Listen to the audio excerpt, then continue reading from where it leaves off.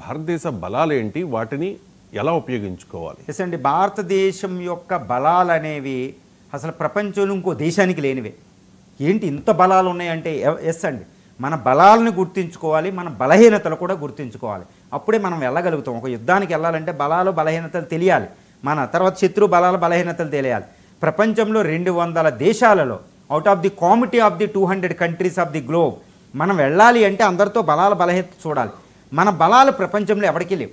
అందుకే భారతదేశం ఒక సజీవ సంస్కృతిగా వెళ్ళగలుగుతుంది.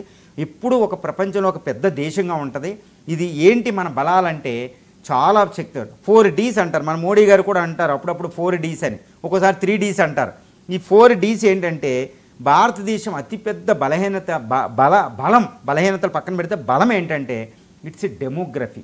అంటే భారత జనాభా 142 కోట్లు. ఏంది బలం ఏంటి? ఒకప్పుడు ఎక్కువ జనాభా అంటే బలహీనత, కానీ ఇప్పుడు బలం అండి. ఏంటి బలం అంటే ఈ భారతదేశం ఎక్కువ పని చేసేవాళ్ళు ప్రపంచ జనాభాలో కార్మికులు 25% ఇక్కడ ఉండబోతుంది 2030 నాటికి. ఇప్పుడు 20% ఉంది. ఎక్కువ కార్మికులు ఎవరి దగ్గర ఉంటే వాడే బాగుపడతాడు. మన శక్తి అది, పనిచేసేవాళ్ళు. అందుకే ప్రపంచం అంతా పెట్టుబడులు ఇక్కడికి రావాలి, అది ఇంపార్టెంట్. ఎక్కువ జనాభా ఉంది కాబట్టి డిమాండ్, ఎక్కువ కన్జ్యూమర్ గూడ్స్. ఈరోజు టెస్లా అయినా అయిపోయినాడు ఇక్కడికి వచ్చే పెట్టుకోవాలి, ఎందుకంటే ఇక్కడ కొనేవాడు ఉన్నాడు, పని చేసేవాడు ఉన్నాడు. అందువల్ల ఈ డెమోగ్రఫీ, జనాభా, కార్మిక శక్తి, ఈ డిమాండ్, ఈ కార్మికులు ఎక్కువ సంపాదిస్తారు కాబట్టి ఇన్కమ్ ఎక్కువ ఉంటాయి కాబట్టి డిమాండ్ ఎక్కువ క్రియేట్ చేస్తాం. అది రెండవ శక్తి.